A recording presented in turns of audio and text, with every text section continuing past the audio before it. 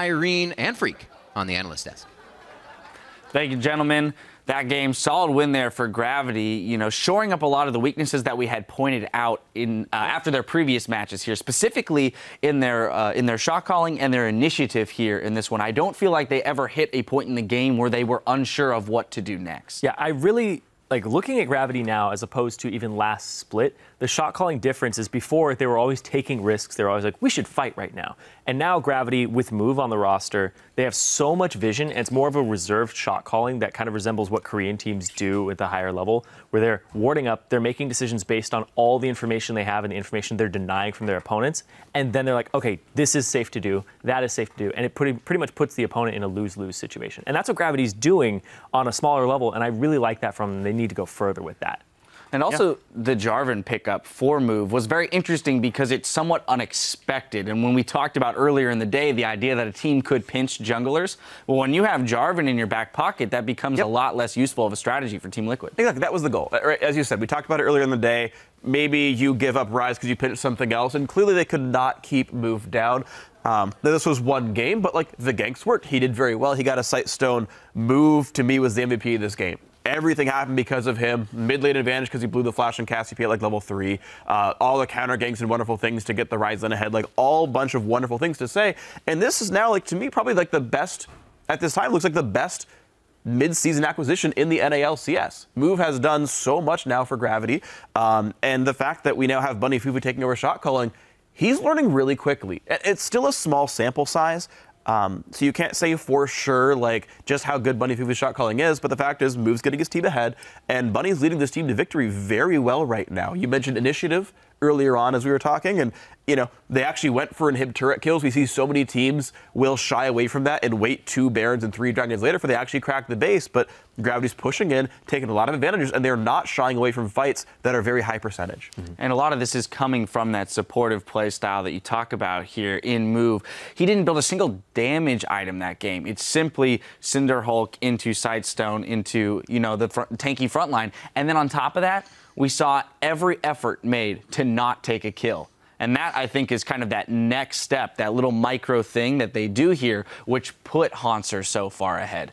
You know, now we're on the topic of Hauntzer, Ryze. We have to discuss it because... Do we? We do. Do we really have to talk? I am declaring that we're going to discuss it because Ryze falls over to the red side here. And I think that's one of the more important things to note is that something that was initially looked at as a must-ban for the red side team, it falls into the hands of Gravity here and pays off dividends. And it's really impressive as you watch this clip out, like, Quas plays this about as well as possible. He actually body blocks as many Qs as humanly or treely possible here in this matchup, and yet still, okay, fine, I just won't kill the Vayne. I'll just kill the tank anyway, who, like, what Spectre's And then the ulti's back up. Yeah, and then Flash Condemn, and then, exactly, as Irene just said, the fact that when your passive procs, you can cool down your ulti so that it is up again by the time the first one runs out. It's just an incredible amount of damage. So, and the root is a 600 range point and click, and most AD carries are below 600 range. I think there's only about 4 or 5 that actually go above that.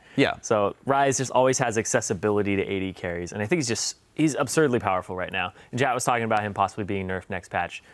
Honestly, I have no idea. Looking at PBE, I don't think it's in the 511 notes. I don't see anything coming out for him. I think there's plans for 512, but that's kind of what we're looking at. Hopefully right somebody now. comes out with the counter pick. We saw Huni play. Yeah, Huni played Cho'Gath. And I actually do like that. And the thing is, it's funny because we're seeing Ryze kind of interact with the way we initially saw top lane Hecarim get interacted with.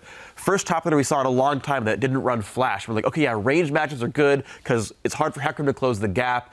And it was like, okay, if you gank him once early on, he gets behind, and then he gets punished. And so you're like, all right, this team's going to first pick Rek'Sai. We're going to bait the Ryze. We're going to punish it. He's fairly immobile. It's going to work. And then Move just like outplays every single gank. And, you know, maybe if Move weren't quite as good, that would have worked. And it would have been the genius plan where they baited the Ryze pick and the Rek'Sai Maokai without Locket was going to be wonderful. But the problem is it's such a snowbally matchup, right? We've even seen Huni like go down 3 kills and still get one-on-one. So like, as much as people seem to be baiting this pick, it looks like right now Ryze is just simply too good to even play around. Yeah, on the flip side of the matchup, we look at Team Liquid, and it was mentioned prior to the start of the game, the idea that we don't want to read too much into their 3-0 start because they had a fairly easy schedule for their first 3 games. They do drop this game to Gravity.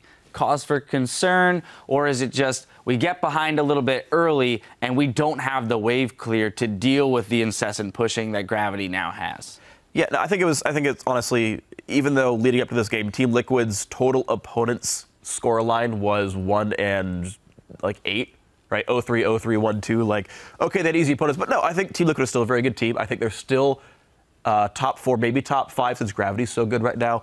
Team of the North American LCS, they're certainly a playoff contender. Okay, don't give up the rise, and then don't get out ganked. And maybe you look at, a much better game. But Move, put this game on his back, and that's what happens when you get an early game lead with Snowball champions. Yeah, last season we saw some hiccups with Liquid every now and then where it's like, that champion select was really strange. Peter, what is he doing for a second there? And now I think this is one of those things where it's like, Rise probably should have been a priority, but hindsight's always 20/20. Right, Team Liquid still looks like Team Liquid. One bad game, okay, but I think they're still solid. Gravity, obviously amazing. I think exactly that. Obviously amazing. Obviously, if you don't see it, what's wrong with you size. guys? No, here on the analyst, I'm making grand sweeping accusations and big statements. Gravity are clearly amazing. Yeah, sure, great. I do think that they put up a very good showing here and are making a case for themselves being in the top echelon of teams. Switching gears for just a minute, Gravity's support and shot caller Bunny Fufu will be appearing in the newest edition of Drive. Starting on Tuesday, fans can follow Bunny as well as 4 other pros throughout the summer split as they strive to compete at the highest levels of LCS play. Here's an early look at Drive.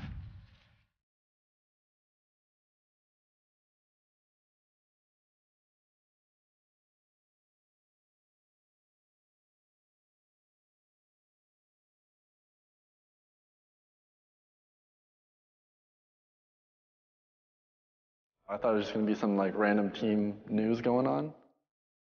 The news was crushing at the time. You don't really realize what you had until it's gone, but I wanted it back and I wanted to do whatever it took to get back to that spot. My name is Michael Carrillo and some people know me as Bunny Fufu.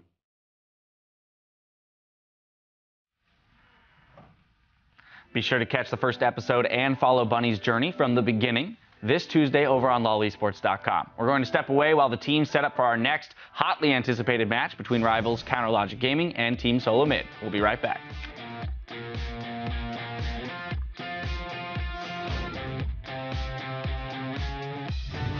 Little Bunny Fufu. It's really strong. Hop into my DMs. Is that a girl? Oh, it's the 3 girls. Where?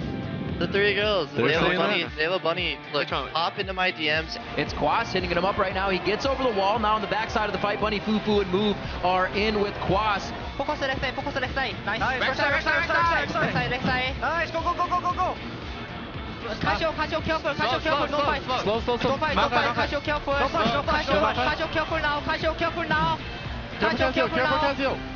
And that means Piglet has to run for his life. The desperate power's on. He locks him up. He comes up with a double kill. Gravity take down Team Liquid to go 3-1.